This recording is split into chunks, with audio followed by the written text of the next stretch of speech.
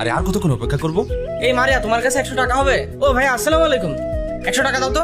100 টাকা দিয়ে তুমি কি করবে? আর বলো না, নিচে রিক্সা দাঁড়িয়ে আছে, রিক্সা ভাড়া দিতে হবে। তুমি একটু দ্রুত দাও তো। ভাইয়া, তোমার কাছে 100 টাকা থাকলে ওকে দাও তো। কোন ফকিরের সাথে আমাকে দেখা করতে নিয়ে আসলি, যার কাছে সামান্য 100 টাকা রিক্সা ভাড়া থাকে না? এই নাও, কি হলো ধরো। ভাইয়া, তুমি এসব কি বলছো? তুমি যেমনটা ভাবছো বিষয়টা তেমন না। তুই আমার থেকে বেশি বুঝবি না মারিয়া।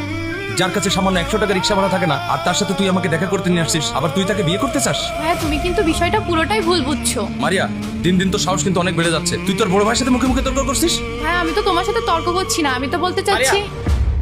আচ্ছা মারিয়া, বাদ দাও না, আমি নিচে গিয়ে ভাড়াটা দিয়ে আসি, তারপর তোমাদের সাথে কথা বলছি। ভাইয়া, বসতে পারি? হ্যাঁ, এখন বলেন আপনাদের কি কি জানার ছিল। আর সরি মারিয়া, আমার রিক্সা ভাড়াটা দিয়ে আসতে একটু লেট হয়ে গেল। থাক, আমি কোনো বাহানা শুনতে আসিনি এখানে। আর যারা রিক্সায় করে আসে তারা কখনো টাইমলি আসতে পারে না। তাছাড়া তোমার মতো ছেলে কি সময়ের মূল্য বুঝতে পারে নাকি? সরি ভাইয়া। বাদ দাও না ভাইয়া, ও যখন এসেছে তুমি একটু ওর সাথে কথা বলো। এত কথা বলার কি আছে রে?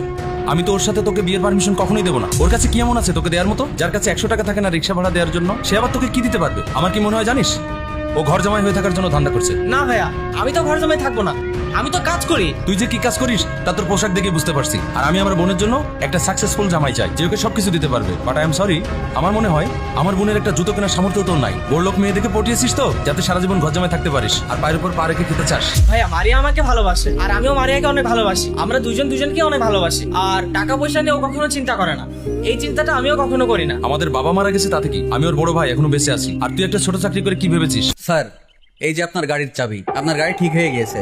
আর ওই 20 লাখ টাকা ব্যাংকে ট্রান্সফার করে দিয়েছি। আচ্ছা ঠিক আছে, তুমি গাড়ি থেকে বসো, আমি বাকি কথা এসে বলছি। ঠিক আছে স্যার।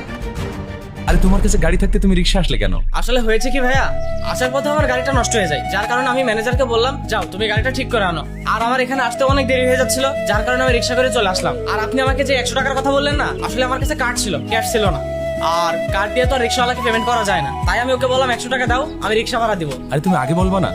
আমি তোমাকে না জেনে শুনে কতগুলো কথা শোনালাম। আকাশ, তুমি কিছু মনে করো না ভাই। মারিয়া, আকাশকে আমার ভীষণ পছন্দ হয়েছে। আকাশের সাথেই তোকে আমি বিয়ে দেবো। আর এতক্ষণ আমি তোমার সাথে খারাপ ব্যবহার করেছি, তার জন্য আমি সরি। তুমি কিছু মনে করো না। আর আমার বোনের সাথে তোমাকে আমি বিয়ে দিতে চাই।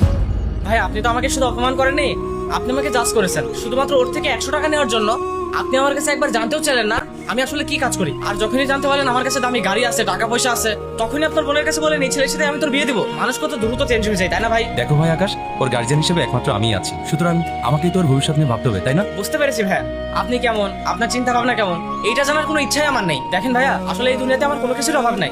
আমি চেয়েছিলাম আপনার বোনের সাথে আমার সারা জীবনটা কাটিয়ে দেবো, কিন্তু আপনার ব্যবহার দেখে, আপনার অহংকার দেখে আই এম এক্সট্রিমলি সরি, আপনার অফারটা আমি অ্যাকসেপ্ট করতে পারছি না।